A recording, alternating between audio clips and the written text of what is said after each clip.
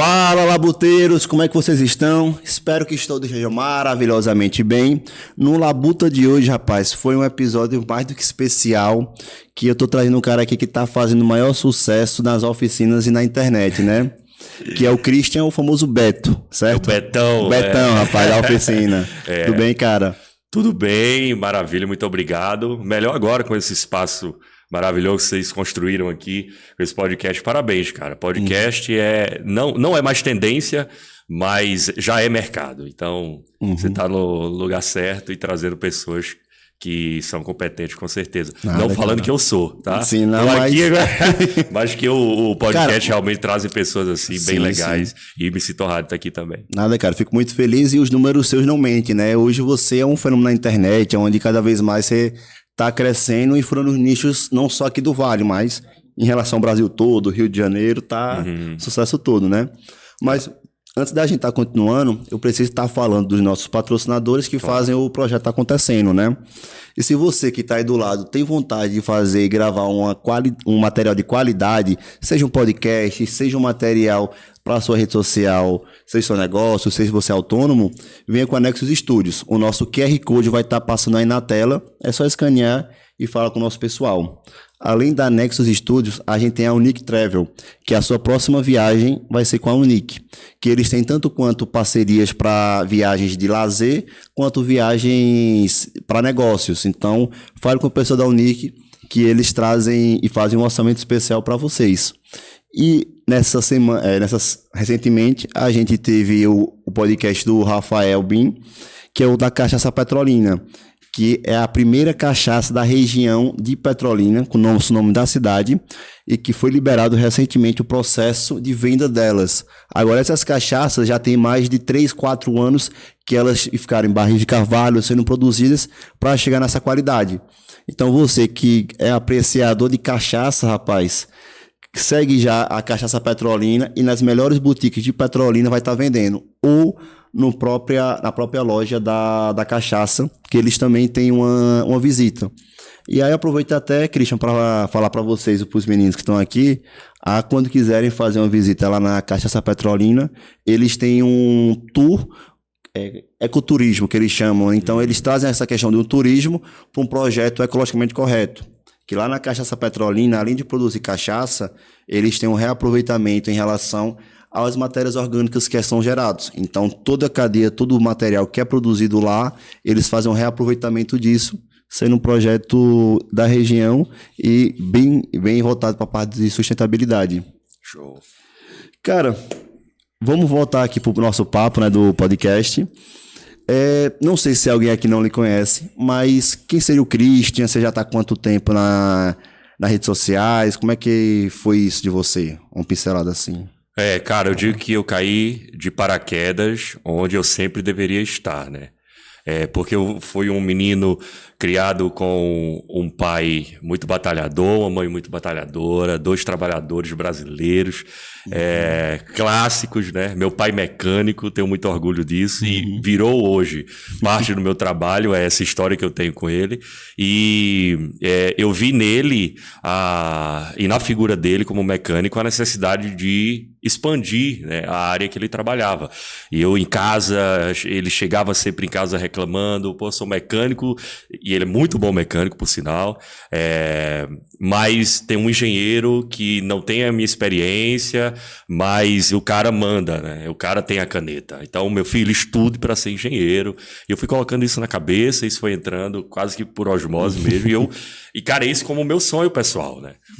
Mas era o universo que eu fui criado que talvez me tenha colocado em mim esse sonho. Estudei pra caramba e logo com 17 anos fui pra Faculdade Federal de Engenharia Mecânica. Mas eu botei o pé na universidade, nas primeiras aulas eu notei que aquele sonho não era meu, cara.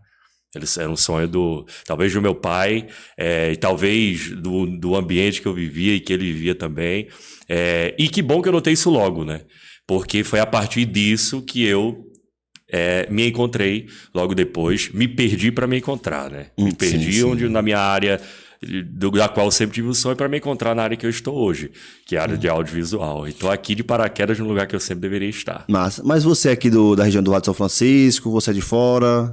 Nascido e criado em Petrolina. Você é petrolinense, sou rapaz? Petrolinense, nascido aqui no Neurocárdio, bem pertinho de onde a gente tá. Massa. Muito orgulho de ser petrolinense, que é uma terra...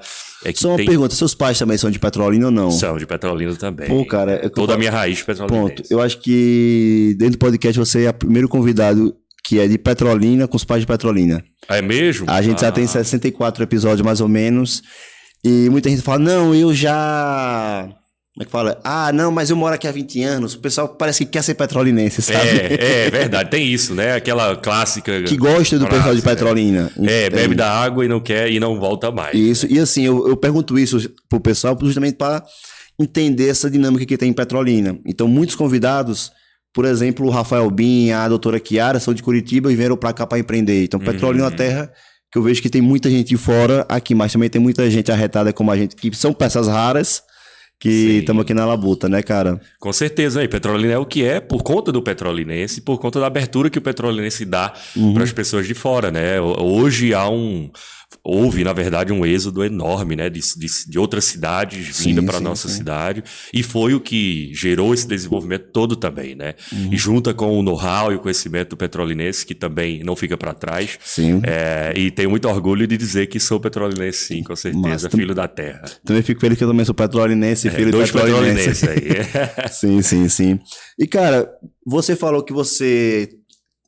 É muito normal a gente, hoje eu entendo muito mais fácil, que os nossos pais impõem pra gente o que eles acham melhor. Então foi isso que aconteceu com sua família, é um caso que seus pais tentaram falar, não, meu filho, vá seguir isso, que o estudo é o caminho melhor e tudo mais, que na cabeça deles é o melhor isso. Agora, como é que foi você chegar até a parte da fotografia e também como é que foi esse relacionamento do seu pai de, pô, pai, não é o meu sonho seguir o engenheiro mecânico, ser um engenheiro mecânico. Cara, engraçado, meu pai é um cara, ele tem uma mentalidade muito à frente, talvez, da criação que ele teve, né? De uma família tradicional, de classe baixa, mas um cara que conseguiu desenvolver, mesmo com as limitações do ambiente, uma mentalidade um pouco mais aberta, né? E eu, quando entrei na faculdade, e eu sempre fui muito claro com ele, pai, isso não é o meu lugar. E ele, eu já ia te falar para tu sair, porque esse mercado também vai ser um mercado difícil há algum tempo. Daqui a algum tempo. Ele cantou a pedra antes da engenharia ter uma baixa considerável na época. Né? Só para constar, eu sou engenheiro civil e tô com podcast. Tá aí. Pois é, e ele cantou a pedra antes porque ele trabalhou muitos anos de uma grande pleiteira do Brasil. E ele cantou a pedra. Vai ter uma baixa muito grande, então o que eu te recomendo é sair mesmo e procurar outra coisa. Mas se for o seu sonho, você vai embora. Não, a conversa é essa, justamente, porque não é o meu sonho. Eu fiquei perdido, cara, assim, porra, é o sonho da vida inteira, né? E aí, o que é que você faz? Você chega... Você passou 17 anos pensando, você é mecânico, você e agora? Você chega lá e não é, e aí? O que é que eu vou fazer? Bate um desespero, ele me recomendou, logo após isso, olha, já que você não tem... um caminho agora que você tem claramente na sua mente, vai, estuda para concurso, vai procurar uma estabilidade. Qualquer caminho serve, né? Caminhos que me levaram até o meu caminho hoje. Então, faculdade e veio o concurso. Estudei para concurso, sempre fui aluno, um estudante muito bem aplicado. Já passei de cara também em um concurso. Na semana de ir, eu também disse para ele, não é isso que eu quero. Já iria me dar uma estabilidade, né, com um salário legal.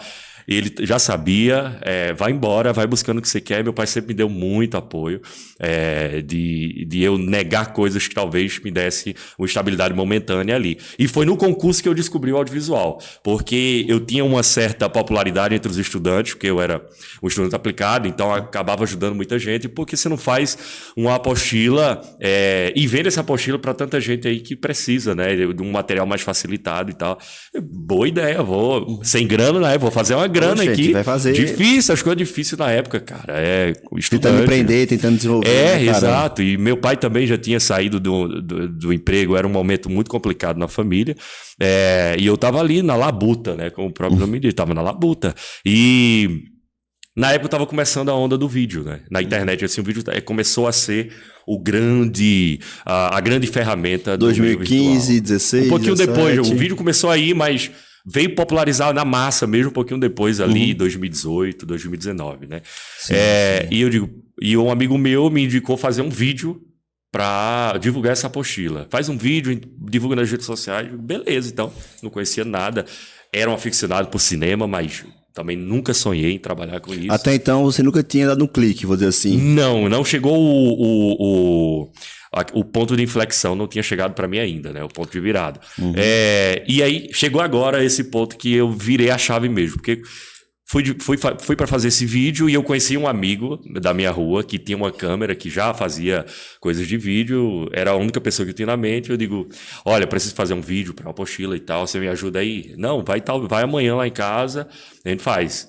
E eu chego na casa dele, era um quarto assim, pequeno, as luzes diferentes que a gente tem aqui hoje, luzes bonitas, bem estruturadas, caras, era uma luz de papelão, com luz fluorescente de casa, câmera assim, básica. E quando aquele armegado, né? Quando eu entrei, digo, porra, é isso que eu quero pra minha vida, cara.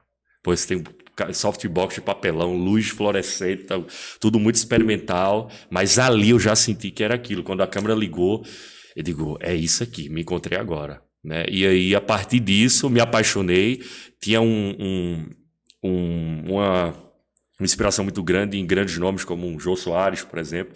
E comecei também um podcast. O meu primeiro empreendedorismo dentro da internet foi um podcast. Ah, que massa, cara. Foi bem legal o podcast. Me deu uma foi em que ano visibilidade isso? inicial, 2020. 2020, massa, 2019, massa. 2020.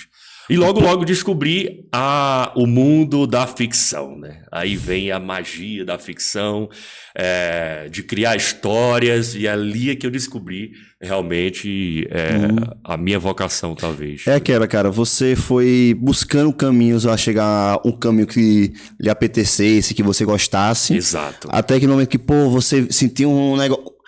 Quando a gente acha aquele negócio que muda a gente, que dá um sentimento, eu quero mais isso, você vai buscando aquilo. Aí você achou já o ponto e depois achou o ponto do ponto, vou dizer assim, o mercado do mercado. Cara, existe uma coisa chamada talvez eu não sei se eu acredito muito nisso, mas é engraçado, porque tem muitas pessoas que morrem sem saber a sua vocação, né? Sim, tem muitas pessoas que vão descobrir sua vocação aos 80, aos 70 anos, quando a vida já está em seu final. Eu tive a sorte de descobrir isso no meu início de vida, né, cara? Então, assim, é uma sorte, uma dádiva muito grande. Sim. Que foi me dada de descobrir isso muito cedo, né? Eu posso dizer que são várias sortes. É a sorte de ter uma família que, quando você está trazendo, lhe apoiou, lhe ajudou nisso, que favorece a gente estar testando e arriscando mais. Exatamente. E eu vejo que você foi um cara que não teve medo de arriscar. E o mundo é feito por quem arrisca, porque tem coragem, né? Meu pai me deu a razão, minha mãe me deu a emoção. Eu juntei as duas coisas e estou aqui hoje, né? Ainda com as duas coisas no meu coração. Tem que razão ter, e emoção. cara. A gente não pode perder isso nunca, não. Nunca. As nossas origens sempre... Não perde a essência, né? Isso, exatamente isso. Não vai. E, cara, você começou no mundo... Agora, eu acredito que é de um conhecimento mais geral, que o primeiro pessoal que você trouxe trazendo, desenvolvendo, foi o Vitor Alves, certo? Que foi o começo dele, as produções... E como é que foi esse começo? Não só você, mas você, sendo no começo, foi o videomaker, né? Era que você ficava na parte de câmera, edição, seria isso? Começou com uma necessidade, porque os meninos com quem eu iniciei, o Vitor, o Clécio e todo mundo ali da turma, tinha um defeito muito grande, que era a imagem, que era bem ruim, né? E eu não tinha um grupo de pessoas que atuavam, porque até então eu não imaginava que eu pudesse também contar minhas próprias histórias através da atuação. Até então, eu criei a minha vocação ali na direção e achei neles a oportunidade de desenvolver isso e eles a oportunidade de se desenvolver através do meu know-how com a imagem, né? Então, eu, como disse, sempre fui um aluno muito aplicado, estudioso e tudo que eu faço, eu estudo muito. Então, eu estou aqui, eu não sou um cara... daqueles caras que são geniais, aquela coisa.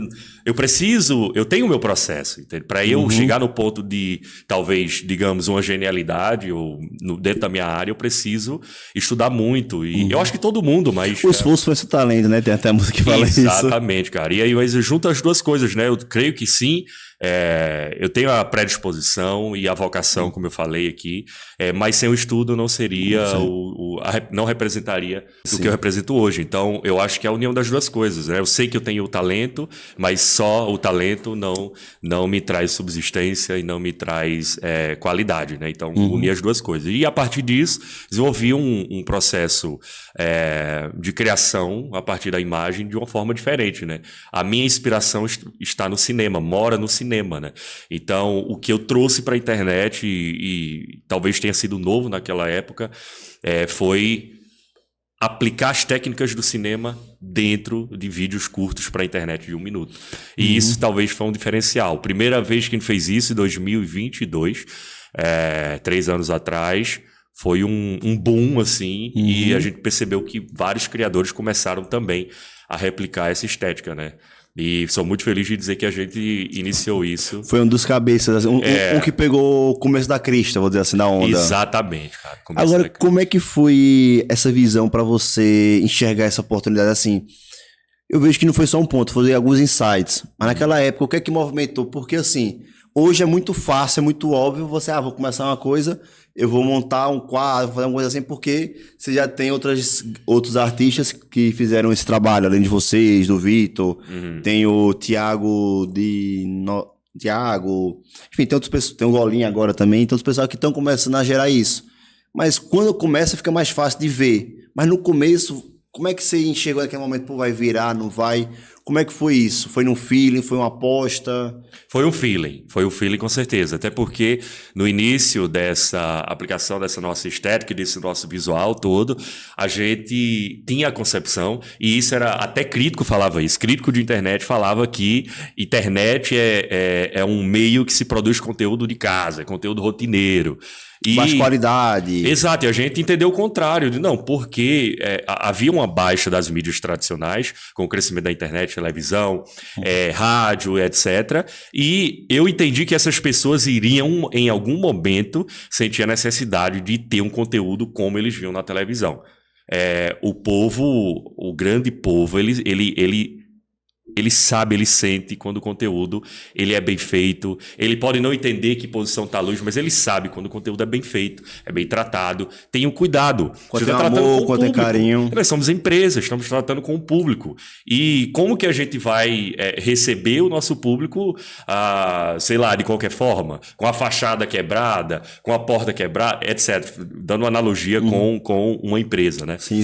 Então, eu entendi que em algum momento o público iria sentir a necessidade de ter um conteúdo de qualidade como eles viam na televisão, e hoje tem uma baixa enorme das mídias tradicionais e uma crescente e hoje já estável internet, né? Então, apostamos nisso cedo e acho que foi isso que nos levou a ter um sucesso aí. Assim, cara, indo para esse mundo internet especificamente, eu vejo que é muito doido a gente parar para pensar que, cara, há 100 anos atrás, pra gente mandar uma mensagem, nossos avós, bisavós, para namorar, para mandar uma cartinha, uma mensagem numa cartinha que demorava 2, 3 dias, mas na ansiedade que era aquela época.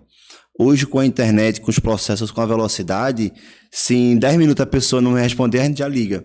Então a gente vive instantâneo. Tudo é muito mais instantâneo, tudo é muito mais rápido, então é uma evolução que cada vez mais está mais rápida.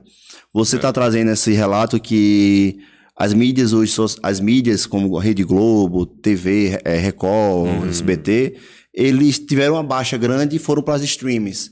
Só que agora as streams já estão, eu tô perdendo conteúdo pro Instagram, tempo de tela, porque então, cada plataforma dessa tá indo para a atenção do cliente, né, do usuário. E aí fica, hoje essas plataformas estão investindo em jogos para começar a reter mais atenção porque tá perdendo para jogos. E aí você vem nesse movimento também, que é uma leitura, como você está trazendo do feeling, do mercado, que a gente está fazendo essa mudança de posicionamento. Que é, a gente está saindo de querer passar uma novela, que essa novela vou ter que demorar no outro dia para assistir o outro episódio, o pessoal quer assistir imediato. Cara, é o consumo on demand, né? Isso. E a internet é fantástica porque ela entrega on demand, sob demanda.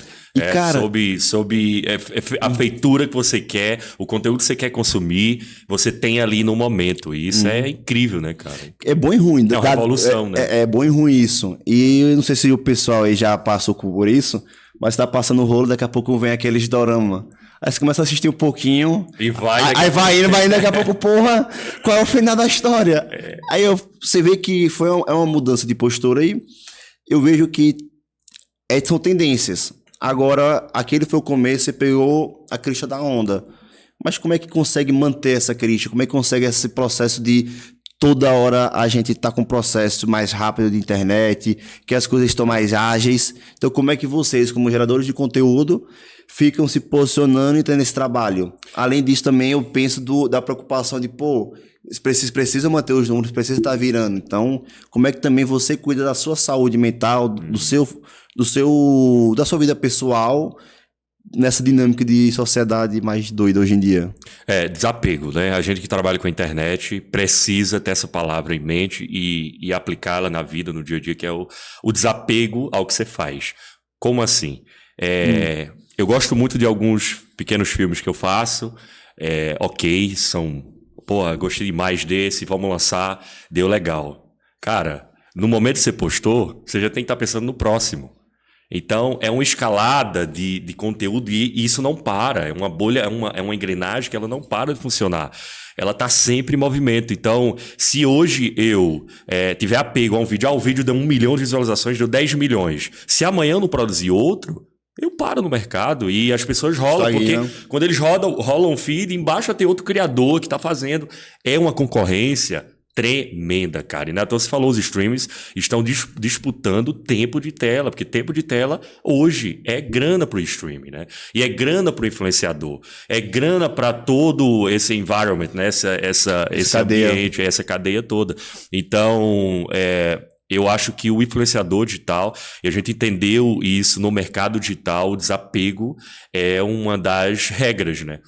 Então, ficou legal, replica, foi ótimo, faz mais ainda, e melhor, e mais até você não aguentar mais ou não quiser mais. Até ou vocês cansarem, ou também ver que não tem uma métrica do pessoal em volta, né? O que acontece? A gente percebe muito rápido quando um conteúdo ele começa a saturar, né? O público ele nos indica de forma muito clara, porque as redes sociais nos dão ferramentas de acompanhamento de dados muito rápidos, comentários, compartilhamentos, curtidas. Então você percebe ali quando o conteúdo ele performa bem logo nos primeiros minutos, ou quando o conteúdo não performa bem.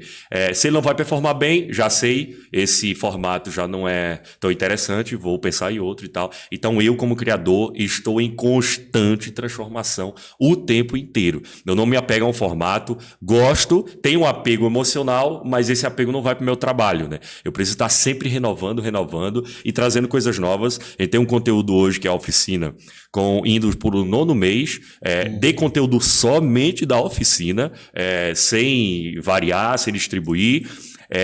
E são 9 meses, cara. 9 meses na internet é tipo 3, 4 anos, sabe? Tipo, com o mesmo conteúdo. Surreal. Eu acho mesmo que já tem mais tempo da oficina. Parece que tem mais tempo, né? Porque isso enraiza e fica no imaginário coletivo. Isso é muito importante, isso é muito legal pra gente. Sim. Acaba que a internet tem essa facilitador e complicador, eu vejo. Porque algumas coisas, como essa questão da oficina, pra mim, parece que tem 2, 3, 4 anos, sabe? Agora, tem outras coisas que a gente... tem outras coisas que a gente na internet acaba que, pô... Só tem isso, faz uma aproximação melhor. Então, a gente tem uma distorção em relação ao tempo quando fala internet e fala da vida real, eu vejo isso. Em relação à dinâmica. Mas isso vai muito da consistência do teu conteúdo. Aí eu acho que é um assunto primário no nosso bate-papo aqui, na nossa conversa, é a consistência. A consistência e a primazia da tua imagem. A gente vive numa sociedade performática. Não, bonito, primazia da imagem. A gente vive num performismo o tempo todo. O ser humano é um ser performático e, assim como os animais, de forma geral, a nossa convivência exige uma performance constante, sabe? E frequente. Então, se nós não atentarmos para a importância que a imagem ela proporciona, não só para os negócios, mas para posicionamento emocional, financeiro, familiar, o que quer que seja, a imagem é o que vai vender para quem vai estar te vendo, né? Então, internet o sinônimo de internet se chama imagem, né? E eu acho que a forma como a gente trabalha imagem, como eu trabalho imagem, é uma forma em que ela tenha uma tendência de perdurar mais no mercado do que conteúdos, como eu falei, que não tenham um cuidado e um zelo tão grande com o seu público. Que não criam uma identidade, né? Isso, a história de vocês, eu vejo que a oficina traz uma identidade onde o público se identifica com isso. Como eu estava conversando com você, eu trabalho parcialmente nesse ramo de automotivo, locação de veículos, e cara, tem muitas histórias que eu escuto de vocês, que eu vejo que, pô, isso é uma realidade que tá tendo. Pode parecer loucura, mas é verdade, sabe? Sim. Então isso gera uma identidade, pô, eu quero ver outros, então deixa eu ver aqui. Então eu já me peguei várias vezes. Pós-almoço, não, pera, deixa eu ver aqui outros vídeos. Exato. Aí eu conheci o Golinha, pera, deixa eu ver o vídeo do Golinha aqui, eu gostei do cabo enrolado. Mas isso é uma coisa, isso é proposital, tá? Isso não é nada, não é nada de forma acidental. Tudo isso que você está falando é tudo estratégico, é tudo muito bem pensado, é tudo muito roteirizado, é tudo muito preparado. Eu trabalho com imersão da narrativa, né? Construção de narrativa. Então, quando a gente constrói narrativa, você convida o público a imergir naquela história que você está trazendo. Então, por isso que câmera parada, cenário mal feito, pessoas que não têm essa preocupação com a imagem, o conteúdo tende a saturar de forma muito mais rápida. Então, se a gente perdura 9 meses hoje, se a gente não tivesse esse cuidado com a construção de narrativa, com a importância da imagem, esse conteúdo iria saturar no primeiro mês fácil. Sim. Cara, eu vejo que assim, quando a gente tem amor e carinho pelo que a gente faz, paixão, acaba que a gente vai buscando formatos de reinventar e não sei de onde a gente tira esse formato de reinvenção, né? Então, pelo que eu vejo acompanhando os vídeos, eu vejo que a minha leitura é que vocês acharam um nicho do quadro da oficina. E dentro da oficina, vocês estão acertando subnichos da oficina. Variados. Então, assim, pô, tem aquela questão de trazer o filho da patrão ou a filha. Isso são nichos que eu vejo que é da inteligência, porque se eu ficasse no carro, não, mas são o storytelling em volta daquela história do pessoal. É trazer para um relacionamento pessoal, trazer agora que você foi preso, né, recentemente. Então são então são brincadeiras que vão trazendo, que eu vejo que é essa paixão que você traz, essa vontade que começa a vir uma ideia do nada. Como se fosse aquela coisa do nada que nunca é do nada, né? Nunca é do nada. Eu acho que tem um cara criativo chamado Rick Rubin, que é um cara que eu gosto muito. Ele é um produtor musical de grandes bandas. E esse cara não sabe tocar um instrumento. Mas ele tem um feeling criativo como nenhum outro. E porque bandas enormes de grande sucesso contratam esse cara? Justamente por isso, ele sabe canalizar a criatividade dele para o local certo. E ele fala uma coisa muito interessante que mas o que é que você sabe de música? Não, eu sei o que eu gosto de música, sabe? E eu sei traduzir o meu gosto. Então, é isso que eu faço. Diferente dele, que não sabe tocar um instrumento, eu sei operar o meu equipamento, mas não dizendo que eu sou melhor, óbvio que não. Ele é um cara supra, né? Mas cara, assim, dentro dessa ótica, a criação é o teu ponto principal, porque se tu souber operar o teu equipamento, tu souber operar a tua estrutura, mas não tiver o senso criativo aguçado, você vai ser só mais um técnico, né? E quem se destaca no nosso mundo performático, como eu falei, são os criativos, né? Os criativos precisam dos técnicos. E não exatamente, tem como, né? Exatamente. Agora, cara, teve uma história que eu vi que foi não lembro o nome dele, mas foi o criador do Poderoso Chefão. Ele escreveu... Francis Ford Coppola. E pronto, eu ouvi a história dele, onde ele escreveu a história e tal, e ele disse, cara, eu fiz o livro e tal, e agora eu quero aprender como fazer um roteiro. O pessoal disse fazer roteiro. Ah, não, você tá falando do Mário Puzo, que é o escritor. O escritor. Depois entra o Coppola no filme. Ah, não, eu tô falando do escritor. Mário Puzo. Pronto. Aí o escritor disse que ele escreveu o livro e tal, e queria saber como escrever um livro e tudo. Aí falou, não, vou fazer um curso. Aí se matriculou, veio fazer um curso de como ser um escritor. E quando chegou no curso, a primeira aula é como fulano de tal, que era ele, escritor, escreveu o livro dele. Aí ele começou a assistir a aula e disse, não, é porque o escritor falou tal, pessoa assim, assim, essa. Disse, meu Deus do céu, eu só fui fazendo pelo que eu achava que era certo, É, e eu fiz tudo isso que eu não sei. É feeling, né, cara? E aí o que eu tento sempre impor no meu conteúdo, na minha trajetória, é feeling. Eu acho que o feeling é o mais importante, assim. E esse feeling, ele vem através de uma abertura para inspiração cultural muito forte. Então, inspiração criativa, ela não nasce se você não estiver aberto para ela.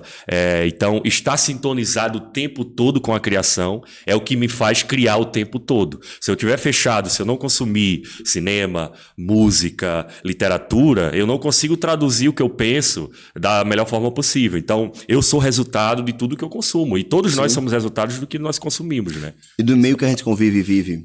Absolutamente, o meio que a gente Então, vive. você já até trouxe um spoiler que eu ia perguntar em breve, que era parte das suas inspirações. Então, você é um cara que é polivalente, gosta de buscar e beber em várias fontes diferentes, né? Pra Muito, enriquecer. cara, muito. A minha fonte principal de inspiração mora no cinema, né? Assim, Você tem algum filme favorito? Tem um filme favorito é difícil, né? Fala uns Pra quem cinco gosta aí. de cinema, um filme é difícil. Mas eu tenho vários filmes favoritos. Olha, o meu diretor favorito é o ítalo-americano Martin Scorsese, né? Diretor de Goodfellas, Bons Companheiros.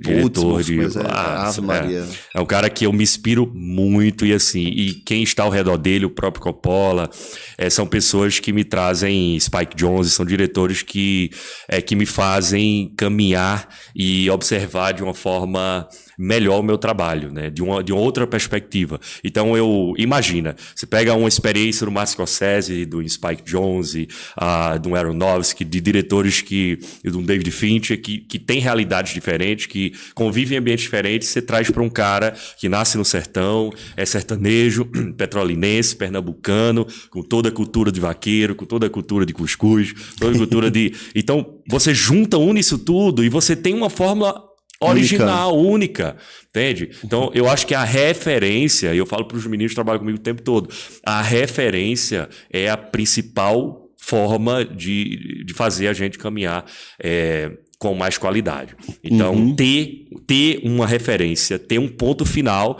me faz caminhar de uma forma mais assertiva, né? Cara, eu não vou para esse caminho, o cara tá ali, eu não vou para lá, eu vou para cá. Tem uma das coisas também que eu acredito muito que vai nessa linha, que você traz na sua fala, que é a questão das suas origens. Então, você é um cara de origem, você gosta das suas origens, você tem apego nisso, sabe? Muito, muito. Então, muito. quando a gente entende qual é a nossa cultura, quem é a gente, onde eu vivo, o que é que eu gosto, o que é que eu faço, isso muda a percepção do indivíduo.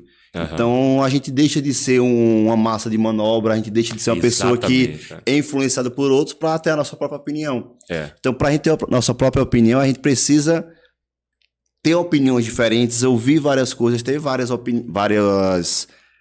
opiniões distintas, várias histórias para chegar ao nosso consenso. E quando a gente consegue entregar isso, entender o que é a gente começa a influenciar os outros. Então, uma coisa que eu vejo no Labuta que, tô aqui no Labuta, tenho 4 anos. No começo eu era mais tímido, mais gago, qualidade pior. E dentro desse processo, o que eu vejo que me fez uma grande mudança na minha percepção do que eu sou hoje, do que eu era antes, foi a questão da confiança. Seja a confiança com a qualidade que os meninos da Nexo Studios estão trazendo, seja a confiança no que eu quero, no meu projeto que eu estou querendo trazer, de quem eu sou, do que eu acredito. Então, quando eu consegui essa confiança internamente, que ninguém pode dar, a gente pode ter validações para as outras pessoas.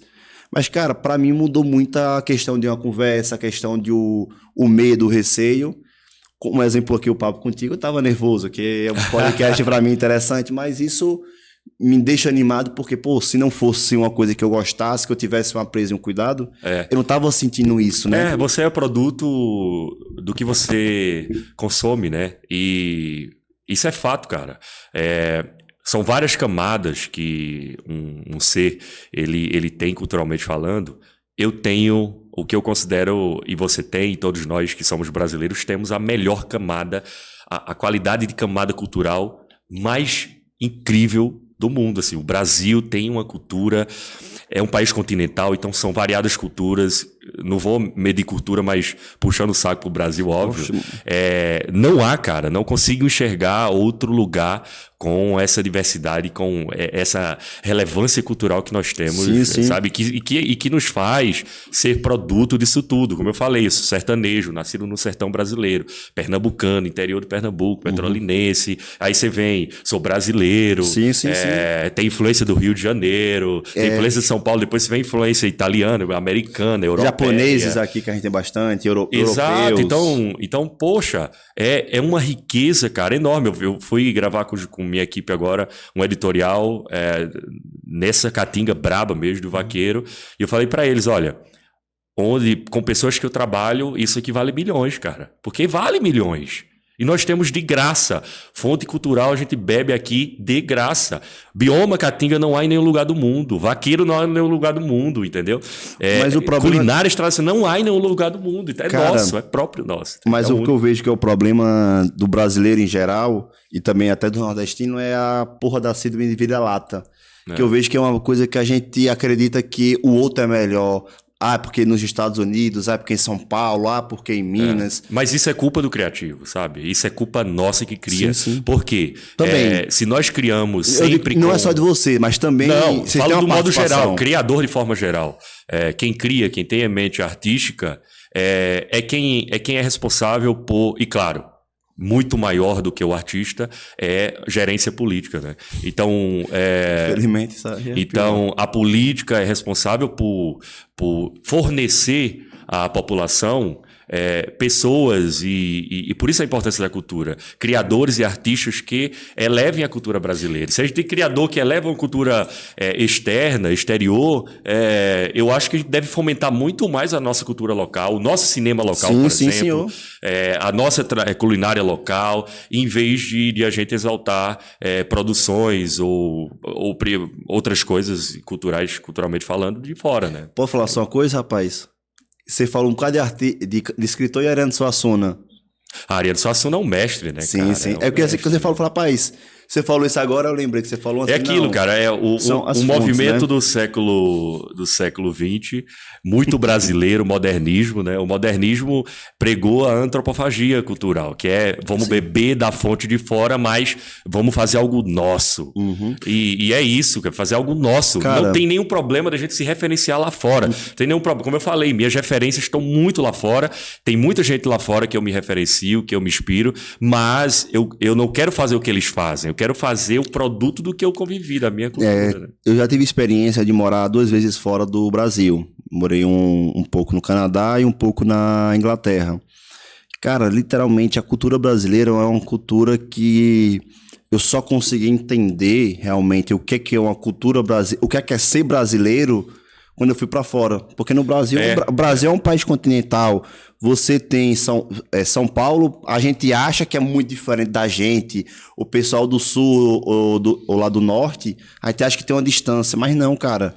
Quando a gente vai para fora, tá numa situação e uma dinâmica totalmente diferente do que a gente tá vivendo aqui, do que a gente tem no dia a dia, a gente começa a ver que essa questão de cultura, do abraço, do afeto, cara, é muito bom, velho. É uma coisa que você sente falta. E quando você chega no lugar e mostra pro pessoal de fora, de outros países, essa cultura, o pessoal se encanta com o brasileiro. Mas não só isso. É muito bom isso, cara. E nordestino, principalmente. Eu sou o cara que eu escuto bossa nova, MPB, escuto Cara Véia, Belchior, e vou paródias. E vou pro Itália, vou pra França, então procuro buscar e, sabe, comer fatias de todos os lugares, de pessoas que trazem em si um senso artístico muito forte, e nós temos isso muito pulsante, cara.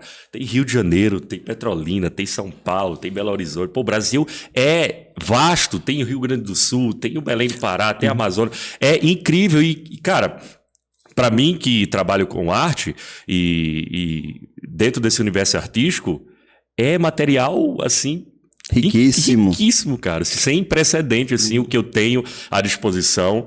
Não há desculpas para eu não entregar o melhor possível. Acho que minha obrigação como artista hoje é entregar o melhor de mim para quem consome o que eu faço, né? A minha obrigação como artista é entregar o conteúdo que tem a essência do nosso lugar e que comunique com ela. Sim, e não adianta eu estar fazendo só algo engraçado, só algo bom, só algo dramático, se eu não comunicar com essa pessoa, se eu não levar algo de interessante para essa pessoa. Hoje, quando você traz essa questão da comunicação, o que é que você foca na sua mensagem que você quer trazer pro colaborador, não, para quem está assistindo? Eu imagino que você quer trazer um momento de diversão, mas o que mais você busca? Agora a gente entra num tema muito legal, sensibilidade, conexão, atração. Eu acho que o ser humano, como eu falei, como ser performático, mas também um ser carente de afeto o tempo inteiro, né? Somos seres extremamente sociáveis. Então, quando alguém produz um vídeo, como eu faço, dirige, cria, escreve, faz uma música, ele está criando para outras pessoas. Não é? Ele faz para si, é uma necessidade que pulsa de dentro para fora e não de fora para dentro. É de dentro para fora, mas o artista tem a necessidade de comunicar com outras pessoas. Se não tem público, não tem artista. Então, a prioridade do meu trabalho é quem me consome, é quem vai me consumir, é o meu público. Mas isso não é... Eu não faço isso pelo público, eu faço isso porque isso pulsa dentro de mim. Eu preciso externar o que eu sinto, como necessidade artística, eu preciso colocar isso para fora de alguma forma. Cara. E isso comunica automaticamente com outras pessoas que passam a mesma situação, que vivem a mesma realidade, ou que às vezes não vive, mas conhece e acha interessante. Teve um episódio que a gente trouxe aqui, o poeta Rodrigo Frazão. Ele trouxe justamente isso. Ele fala, cara, parece que quando eu não escrevo, não levo a minha arte para o papel, que é o formato que ele tem de se expressar, parece que ele disse que adoece, ele fica querendo aquilo preso. Então é um formato que ele tem de se curar, de se libertar e trazer sua arte artística. Então cada artista vai ter o seu formato de estar performando, de estar trabalhando e passar sua mensagem. Pelo que eu entendo, a mensagem é muito situacional, de acordo com o momento, de acordo com o feeling e o sentimento que você está passando. Voltando para... e caminhando dentro da cronologia da minha história, e quando eu comecei, eu sempre tive essa característica de ter a conexão como prioridade com o público. E ao longo do tempo em que eu fui evoluindo, fui ocupando espaços que eu nunca sonhei talvez em ocupar, trabalhando com pessoas gigantescas, pessoas que eu vi pequeno, que, sabe, aquele cara que estava na televisão, aquela moça que estava na televisão, aquele cara que cantava, a música que eu gostava, aquela marca que eu cresci vendo. De repente eu estou trabalhando com o cara, com a mulher, com a moça, com a marca. Então, se eu não tivesse esse elemento de conexão, talvez eu nunca tivesse chegado nos pontos e nas portas que eu abri, né? Então, vi na internet a possibilidade de bater na porta sem precisar ir lá e bater na porta, entende? Eu bato na porta, eu tenho a minha vitrine hoje com o meio virtual. E a partir disso, eu cheguei em lugares que antigamente, antes da internet, para você alcançar, cara, você tinha que criar muitos caminhos e vencer muitas barreiras extremamente rigorosas, né, para conseguir. Teve algum artista, algum cantor ou alguma situação que você achava que era impossível e já aconteceu? É engraçado, eu nunca penso nessa possibilidade do impossível, né? Deixa eu formular minha pergunta então. Teve alguém que você queria muito conhecer ou algum evento, algum lugar que você queria conhecer e teve a oportunidade? Pessoa ou lugar? Claro, já trabalhei com muitas pessoas incríveis, assim, com atores como o Nelson Freitas, é o cara que eu cresci vendo ele na televisão, o Jackson Antunes, cresci vendo na televisão, Tadeu Melo, dos Trapalhões, da Turma do Didi, da Era do Gelo. São, assim, pessoas incríveis, agora na internet, Carlinhos Maia, o Whindersson Nunes, são caras que inspiram muita gente, assim, tem essa necessidade da criação, e são pessoas que nos receberam muitíssimo bem, expandindo para o universo de marcas. Trabalhei agora com a Zara, trabalhei já com Uber, com Americanas, já trabalhei com revistas inglesas. Marcas nacionais e internacionais. Nacionais e internacionais. Rapaz. Acabei de fazer uma marca de alta costura espanhola, Máximo Dutti, uma marca que eu gosto demais, tem uma sofisticação, uma elegância na sua identidade visual, que eu tive a oportunidade de agora contribuir e colaborar com essas pessoas e com essas marcas que eu tanto admiro, sempre admirei. Então, massa isso, cara. São portas que você abre, e eu estava gravando agora, um mês atrás, no Rio de Janeiro, mais precisamente em Niterói, na casa que foi do Oscar Niemeyer. Puta que pariu. Você vê a casa do Oscar Niemeyer e diz, uau, cara... De repente você dá um clique. Assim, eu não costumo pensar nisso enquanto eu estou fazendo. E nem depois. Eu nunca penso na grandeza das coisas que talvez eu encaro. Vou vivendo. Mas tem momentos que diz, uau, pô, que legal que o meu trabalho me proporciona conhecer essas coisas e me enriquece culturalmente. Tá em contato com Oscar Niemeyer, depois você vai e conhece um francês, um inglês, um italiano, pessoas que vão somando ali no seu universo cultural. E seus horizontes vão expandindo, né, cara? Vão expandindo, cara. E é justamente isso que eu estou trazendo agora para o Vale do São Francisco. Eu precisei sair, eu precisei conhecer lá fora, eu precisei explorar o meu conhecimento cultural para vir para o Vale, voltar para o Vale do São Francisco com uma bagagem e uma identidade que talvez o Vale nunca tenha trazido, nunca tenha importado. Cara, uma das coisas que eu vejo é que, no caso do Labuta, também na minha história de empreendedor, sou novo, mas estou na Labuta, né? Eu sempre busquei inovações, melhorias. E, cara, como é que eu vou pensar em uma coisa nova se todo dia eu visto a mesma roupa, ando o mesmo caminho, como a mesma comida, assisto a mesma coisa? Cara, se você não tiver a ousadia de sair, olhar para o lado, buscar um outro caminho, você não vai pensar coisa diferente. Então eu vejo que é um movimento de quem quer fazer uma coisa única, uma coisa diferente, é buscar coisas fora. Então, eu tenho um projeto aqui na região que é justamente trazer uma recicladora de resíduos da construção civil. Cara, isso não estou inventando nada. Tem fora, posso trazer para cá. Agora, como é que eu posso adaptar para a nossa realidade, para a nossa região? Que é justamente exato. Esse trabalho que a gente tem que estar buscando e tem que estar fazendo na dinâmica, né? Nada é inventado, né? A gente sempre recicla de alguma outra fonte. A gente cria algo novo. E é justamente isso, cara. Mas se cria, tudo se transforma. Exatamente. Aí Lavoisier aí. Exatamente. Então, esse meu know-how que eu construí lá fora, que eu venho construindo ainda também lá fora, e eu venho trazendo agora a minha bagagem com muito mais conteúdo. Você tem quantos anos? 26 anos. 26? 26 anos. Putz, tá mais novo que um ano ainda? Sou mais novo, Tu é de 98? 98. Cara, exatamente, que massa, rapaz. 98.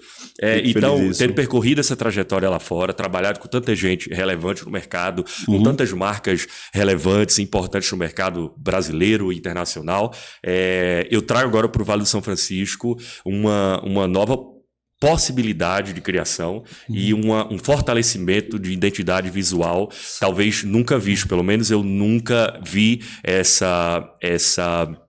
esse formato que eu venho trazendo de identidade visual agora para o Vale de São Francisco através da minha produtora, né? Eu abro agora uma produtora que já é aberta há muitos anos para o mercado externo. Eu venho trabalhando muito tempo já no Rio, São Paulo, eixo Rio-São Paulo. Eu falei com marcas fora do país, mas eu nunca tinha trabalhado com marcas locais. Então, estou trazendo a minha empresa para trabalhar com marcas locais, abrindo o mercado local, porque o cenário foi mais ou menos o seguinte: muita gente queria já contratar o meu serviço, por exemplo. Eu trabalho não só como influenciador, tenho um trabalho já sólido como diretor também. É isso que eu ia perguntar para você, fazendo um parêntese agora, indo para suas fontes de receita, certo? Vou falar, então, é isso. Faz parte. Suas fontes de receita hoje, quais seriam? Faz parte agora que é isso que eu vou falar mesmo.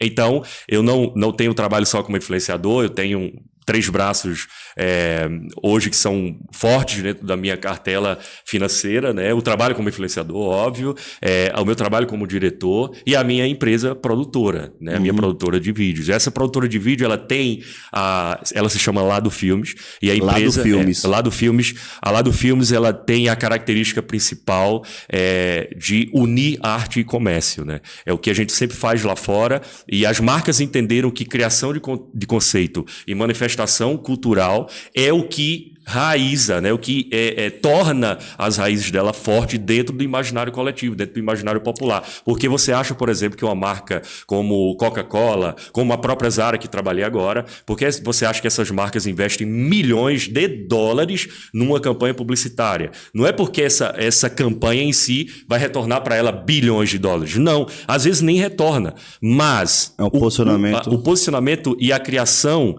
do conceito, fortalecimento de conceito de marca, marca que ela traz para o público que a acompanha e para quem vai consumir ela é o que vale dentro desse conteúdo. Então, o que eu trago agora para o Vale do São Francisco é o que eu aprendi lá fora. O meu know-how que vem sendo construído lá fora através da minha produtora e do meu know-how como diretor também, de fortalecimento e construção de conceito de marca, manifestação cultural.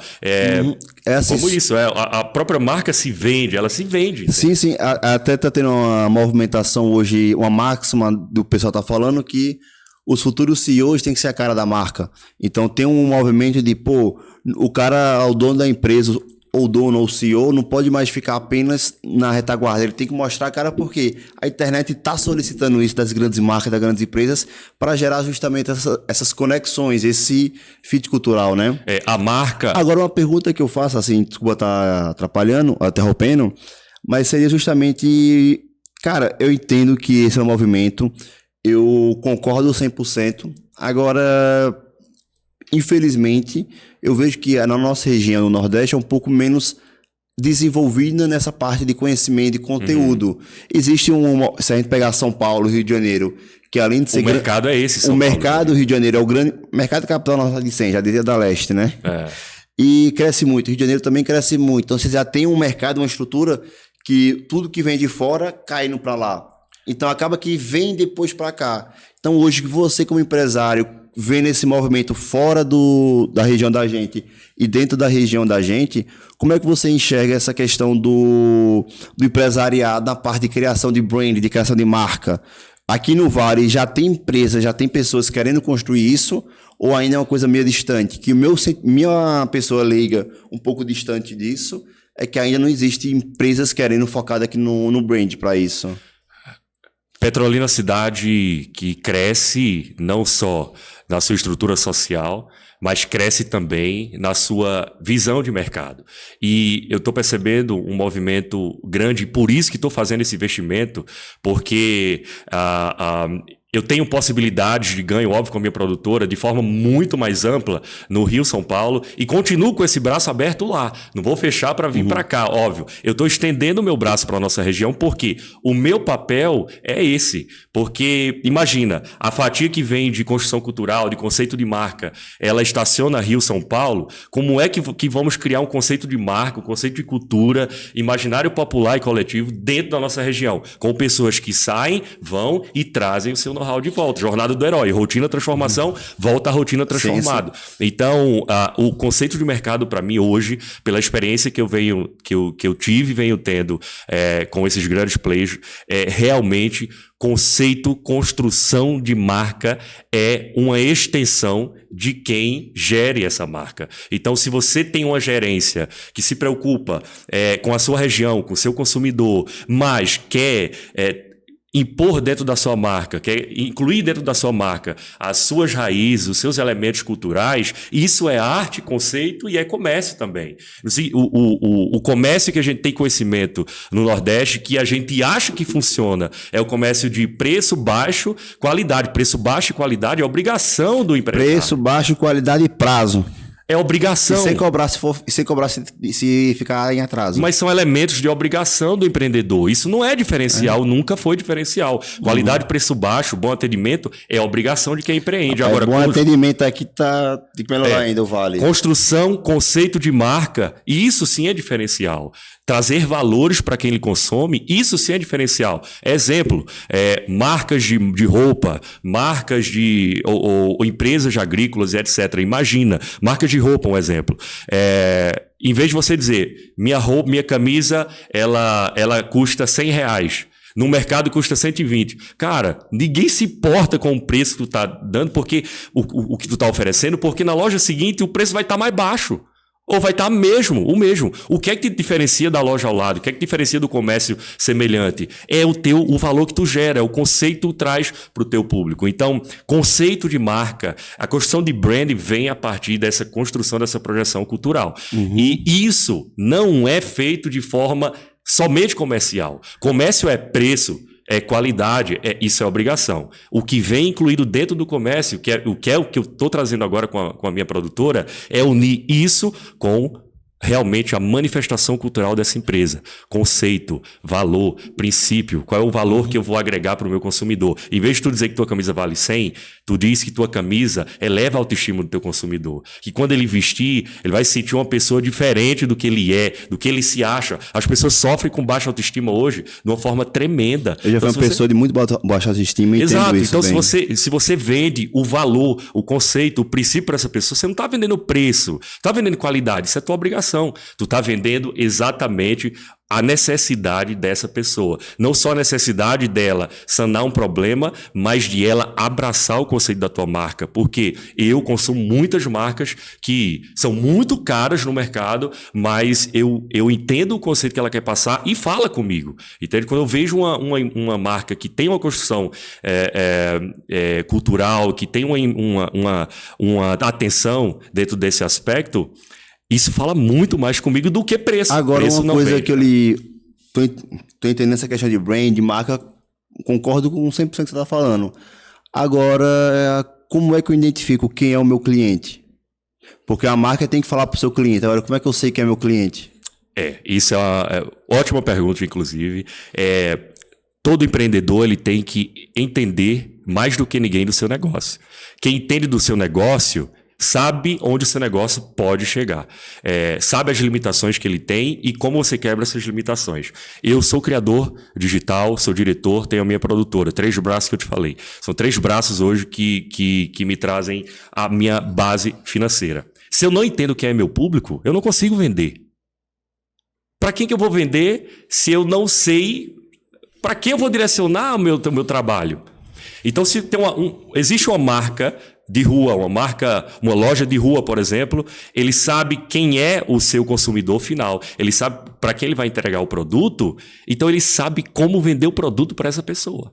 Ele vai agregar valor a essa pessoa. Agora, eu sou uma marca de roupa e eu vou querer vender para todo mundo? Não vai, cara. O mercado hoje é segmentado. Ele é colocado em caixas. Não adianta a gente querer abraçar o mundo. Não vai. São os segmentos. Você entender para quem é teu público, quem vai pagar teu ticket, qual é o consumidor que vai abraçar teu conceito. Não é todo mundo que você vai vender. São pessoas selecionadas que fazem parte do teu público. Entender isso, entender essa informação é a chave principal para a evolução de um empreendimento. E a imagem é o que vai fazer isso. É um intermediário entre o empreendedor, o dono de marca e o consumidor. Quem está no meio, quem está construindo esse conceito visual, esse conceito cultural, essa manifestação é a imagem, é o vídeo, são as fotos. É o que minha produtora faz hoje e ela propõe. Christian, para deixar assim um pouco mais claro, com português mais bem dizido, vou dizer assim. Hoje, o seu papel dentro da produção, você tem um papel de passar a imagem e a comunicação que o cliente quer, que a marca quer. Então, vamos imaginar que eu sou uma marca de shampoo. Eu quero marcar que o meu shampoo deixa o cabelo mais cheiroso e vai ter noite tranquila de boa de sono. Então, o cabelo entende o cliente e você entende que ele quer atingir essa mensagem, esse público, e você faz essa conexão. Mas não seria a sua responsabilidade, da sua produtora, entender quem é o cliente do cara. Correto? Não, absolutamente não. Então, para você o ponto que eu quero chegar é que para a gente fazer um trabalho com qualidade, com excelência, não adianta você contratar a melhor empresa. O empresário tem que entender quem é seu cliente, tem que ir atrás disso, para assim você conseguir fazer esse trabalho, correto? Essa é a obrigação do empreendedor, como eu falei. O ABC do empreendedor é esse, né? Você precisa conhecer o seu público, precisa entender para quem tu vende. E a maioria dos empreendedores, na verdade, eu vou generalizar mesmo, todos os empreendedores de sucesso sabem quem é o seu consumidor final. Eles sabem como se veste, quanto ganha, qual é a abrangência. E o valor do seu produto também. E o valor. E ele agrega. O que a imagem faz? Ela agrega ao produto valor. E valor é o que mais importa. Falei aqui no início, nós somos seres performáticos. Estamos a todo momento performando um para o outro aqui. Querendo ou não. Querendo ou não, exatamente. Performando um para o outro o tempo inteiro. E as marcas têm a função de entregar a performance que o consumidor quer. Sim. E como é que ele entrega? Como eu falei, construção de imagem. É o mais importante hoje numa marca. Sim, mas eu Eu trouxe esse ponto bem detalhado porque eu já ouvi algumas pessoas que trabalham nesse segmento dizendo, pô, o cara me contrata para fazer um vídeo e ele disse, não, eu quero falar com o meu cliente. Quem é seu cliente? Não sei. E aí faz o produto, faz o serviço e no final não foi um trabalho de qualidade, porque não é por culpa do pessoal da edição, da captação, da construção, e sim do empresário que ele não está enxergando quem é o seu cliente final. Deve estar focado em um outro ponto, outra coisa que Olha, eu vejo que também é um desafio dentro dessa cadeia, né? Eu não tenho e nem quero ter clientes dentro da minha produtora, ou seja, empreendedores, que não saibam qual é o fim do seu negócio. Eu não estou aberto para todo o mercado. Eu não vou fazer todas as marcas. Você escolhe seus clientes. Eu escolho os meus clientes hoje com a minha produtora, porque eu sei a importância e o valor que o meu trabalho agrega. Então não vou pegar qualquer pessoa, não é todo mundo que vai falar comigo, querer um trabalho que eu vou aceitar. Não, a empresa precisa também estar de acordo com o que eu acredito. Se eu não acreditar que aquela empresa sabe quem é o seu consumidor, tem manifestação cultural, tem conceito, essa empresa não vai estar na minha cartela de clientes. Então, hoje, trilhei essa posição, trilhei essa jornada de chegar até aqui e dizer assim, hoje eu posso escolher com quem que vou trabalhar. Perfeito isso. Esse eu acho que é um posicionamento de mercado. Você gera para o seu cliente exclusividade, qualidade, você entrega realmente o que você promete, o que você proporciona. Porque quando você quer atingir um público definido, e eu também sou empreendedor, então eu tenho que gerir a minha empresa também da mesma forma, é que eu tenho que conhecer meu público. Eu não vou trabalhar com toda a empresa no Vale do São Francisco. Trabalho com marcas gigantes lá fora, como já lhe falei, Uber, Zara, Massimo Dutti, empresas inglesas, brasileiras de muito renome no mercado, para vir para o Vale do São Francisco e ter na minha cartela de clientes pessoas que não sabem qual é o fim do seu negócio. Qual é o seu público determinado. É uma distorção de cliente que... E não dá, você concorda que não bate? Não dá. Eu trabalho com imagem. Se não dá, não dá. Imagem. Então imagina, eu estar trabalhando hoje com o Zara, amanhã com uma empresa que não tem essa determinação de crescimento. O empreendedor, o empresário está mais cego do que no tiroteio. Exatamente. Em relação a sem saber o que fazer com o negócio dele e para onde vai, né? Exato. Então, mas deixando claro duas coisas, tá?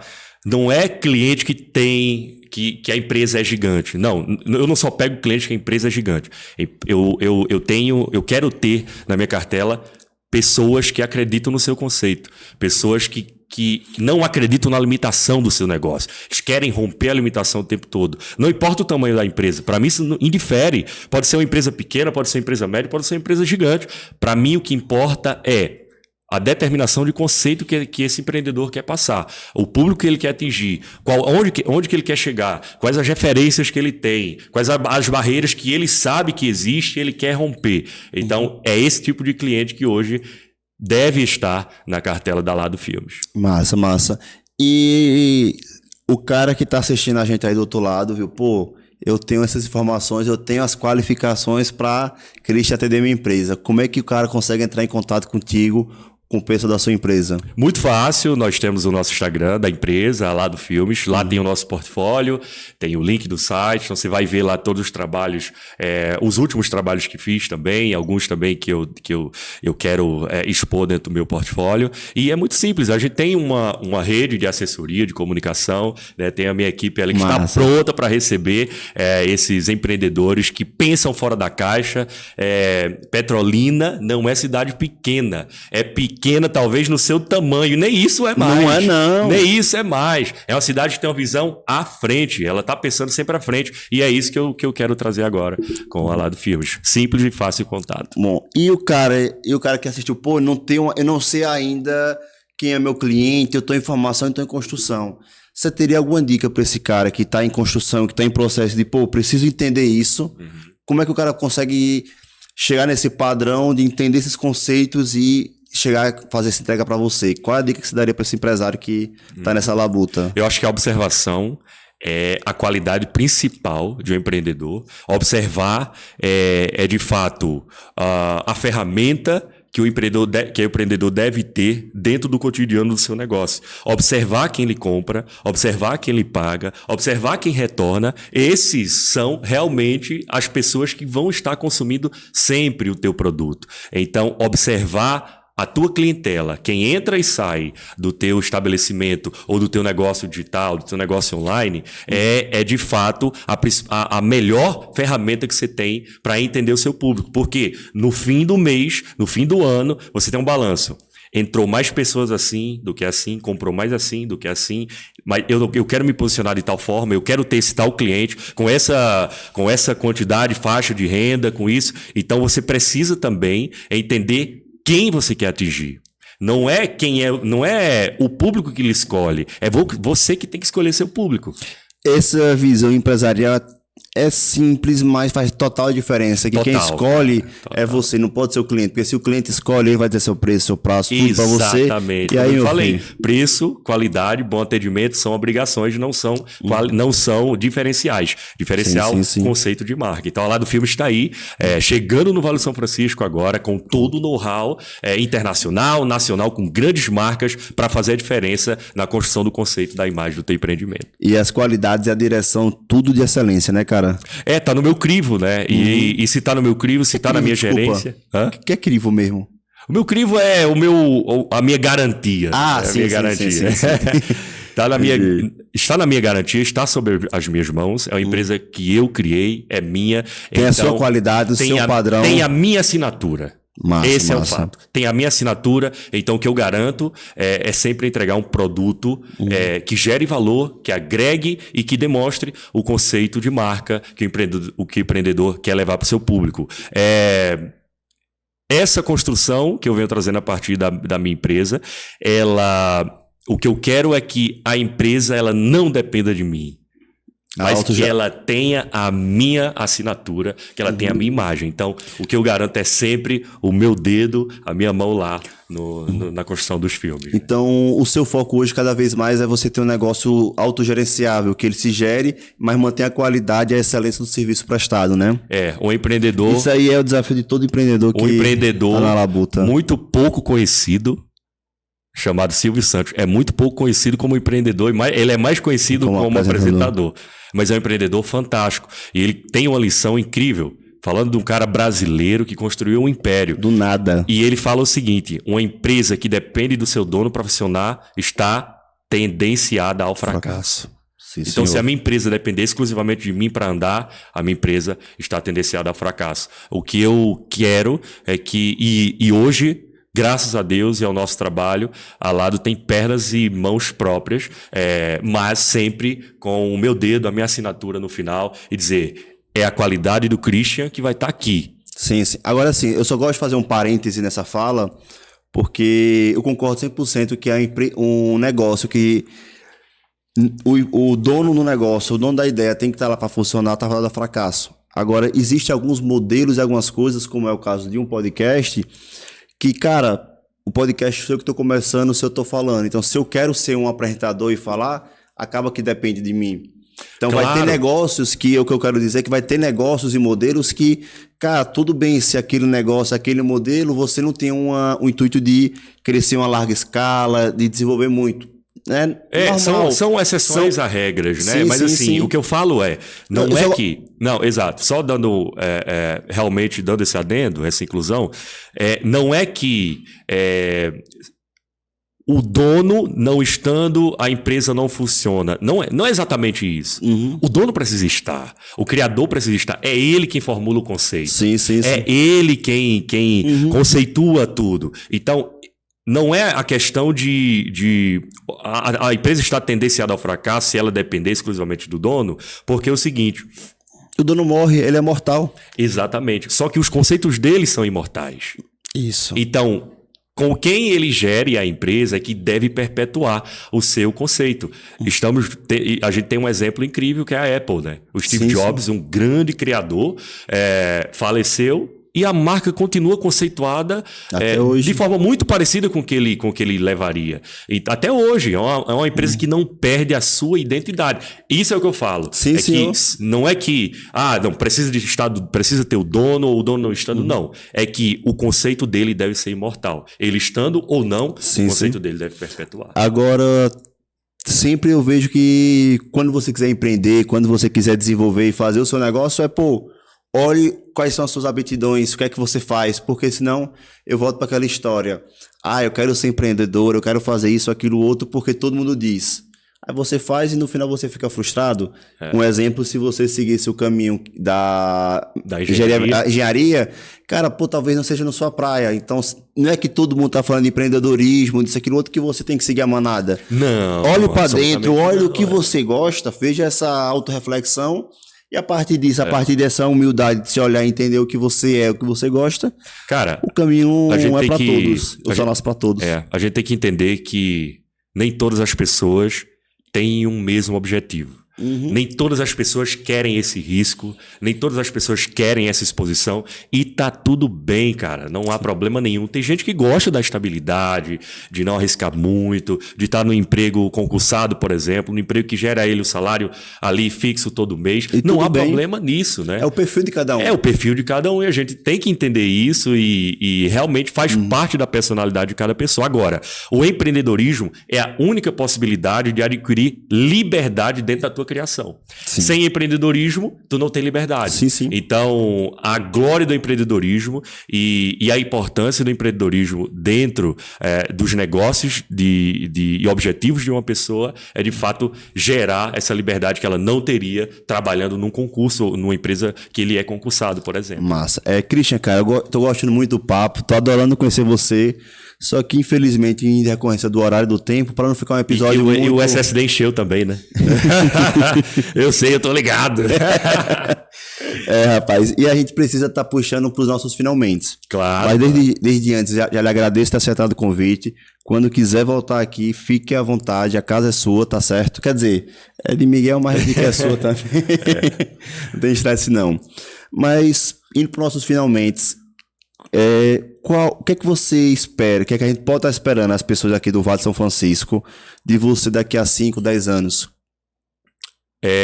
Revolução de conceito, revolução de identidade, criação de manifestação cultural. E eu sou comércio, mas sou arte, e eu quero nunca perder essa essência, que é a minha essência, é de onde eu vim. A cultura pulsa muito forte em mim e o comércio também. Estou hoje unindo as duas coisas em prol da evolução, não só minha, mas de tantos empreendedores, criadores também do Vale do São Francisco. Então, daqui 5, 10 anos, eu espero que o visual seu, a identidade nossa, Petrolina, seja falada lá fora. Como hoje a gente fala Rio, São Paulo fala de Petrolina. E eu espero muito contribuir de forma gigantesca para que isso aconteça. Mas vamos para a Labuta, que isso também é nosso desafio, mostrar o potencial o tempo inteiro. Mas labutar bastante. Sim. E além disso, cara, tá mostrando nosso desenvolvimento, nossa região e a nossa paixão que tem, né? Claro. Agora, teria algum prêmio, algum sonho, alguma coisa assim que você gostaria de ganhar nos próximos 10 anos? Sei lá, tipo um Oscar? Claro, é um sonho, né, cara? Eu faço filmes, então o sonho de qualquer cineasta é, claro, chegar num patamar de ter o reconhecimento como o Oscar, né? Óbvio. Se o Oscar um dia quiser me premiar, estou aberto aí a essa questão. Mas eu acho que o fim todo é realizar. Eu acho que o meu maior prêmio é estar fazendo isso, cara. Eu sou muito feliz com o que eu faço, porque eu não trabalho no sentido de fim de semana, é feriado, eu quero ficar em casa. Não, cara, fim de semana e feriado eu quero estar trabalhando. 7x7. Eu quero acordar para trabalhar, não quero acordar para ir. Não, eu quero viver, mas também quero trabalhar, e o meu trabalho pulsa muito forte em mim, faz parte da minha vida pessoal, e eu acho que a nossa vida pessoal, essa vida de criador e artista, está muito atrelada com o seu produto, com a sua criação. O criador e a sua criação são coisas muito parecidas, né? Um artista junto com um empreendedor é muito parecido nisso, porque acaba que como é que você sai do papel, daquela função? Você não sai, você vai pra cá, você tá trabalhando, você é um artista, Exato. seja no palco, seja em casa. Então, são coisas que estão interligadas, né? Exatamente. Então, mas já realizei muito.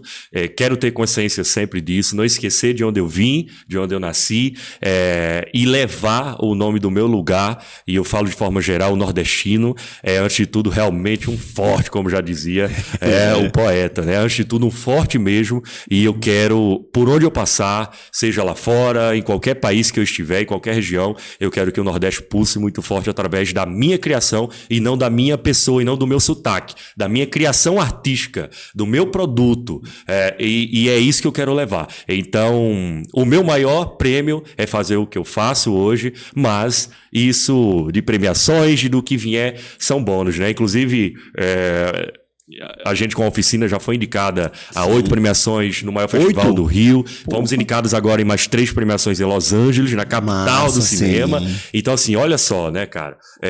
Criadores de Petrolina, pessoas de Petrolina, uma mente que vem de Petrolina, expondo o seu produto tão local, né? Mas comunicando com pessoas que estão em Los Angeles, em Hollywood, nos Estados Unidos. Inteligente, né, rapaz? Do outro lado do mundo. Então, sim, perfeito. Sou muito feliz, mas quero muito mais. E tenho sede de realizar muito mais. E é isso, uma palabuta, né? Uma palabuta que o serviço tem pra caramba, rapaz. É isso aí. Você gostaria de deixar alguma mensagem pra alguém que tá assistindo aqui a gente? Sua mãe, seu pai, alguém? De forma geral, eu quero agradecer a todo mundo que acredita em mim. E quero agradecer a quem não acredita em mim também. Porque foram vocês que não acreditaram e vocês que desacreditaram no meu potencial que forjou talvez o que eu seja hoje. Porque foram vocês que me deram combustível. Não foi elogio, não. Me deu combustível foram pessoas dizendo: para, isso aí não vai, porra, o cara tá virando um vagabundo. Na época que eu comecei era assim que acontecia.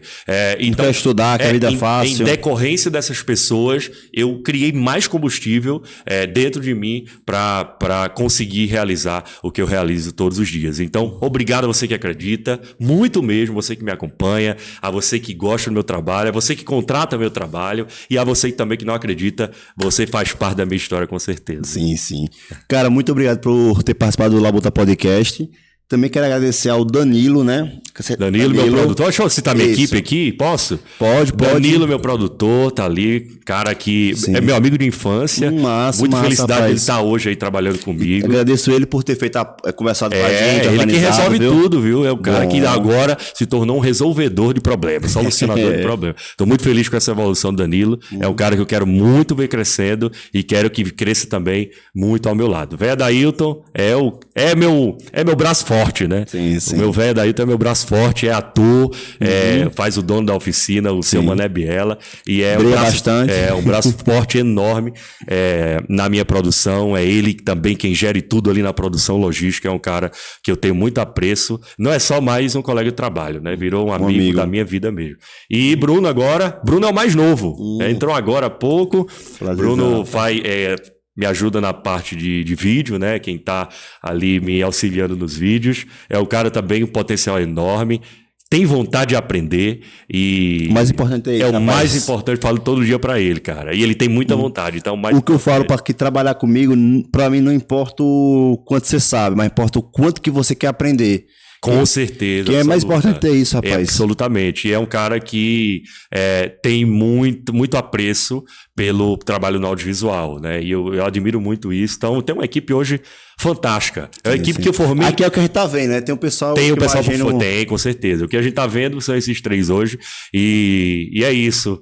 Vai um aviso aqui, um memorando pra vocês. Continue assim pra melhor, viu? Se baixar isso daí, não dá não. Daí pra melhor. Pra trás nem pra pegar impulso. Boa, porra. Seu bosta. Clóvis, né? Exatamente isso. Gosto muito de Clóvis, rapaz. E obrigado mesmo por esse convite. Estou muito feliz de estar aqui. É um espaço importante. E só para fechar, só um adendo, porque eu trabalhando com essas marcas grandes, com pessoas relevantes no mercado, isso, dentro do meu posicionamento, queira ou não queira, me afastava do mercado local.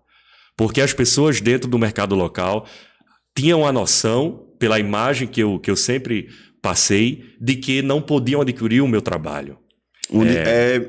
É que ele tá distante, teve distanciamento. Exatamente, porque um cara que está trabalhando com marcas que investe milhões de dólares numa campanha, eu não posso investir milhões de reais numa campanha, então não dá para contratar esse cara. Então eu me afastava muito porque eu trabalho muito no eixo Rio-São Paulo, mas agora eu quero dizer que estou aberto para o mercado local, mantendo a mesma qualidade, e a gente vai fazer o possível realmente para construir esse conceito de marca e essa identidade visual que a sua marca precisa. Estou agora no mercado. É isso, lá do Filmes, contrate aí. Vamos para a labuta, rapaz, que tem muito que desenvolver. Muito, com certeza. Mas, pessoal, se você ficou até agora com a gente no final desse episódio, não custa nada você curtir e compartilhar esse vídeo com quem vai gostar desse papo, além de seguir a gente também nas nossas redes sociais, no nosso YouTube e também no nosso Instagram. E, se Deus quiser, até o próximo episódio na semana que vem. Um beijo, um forte abraço e muito obrigado por estar até aqui. Obrigado. Valeu.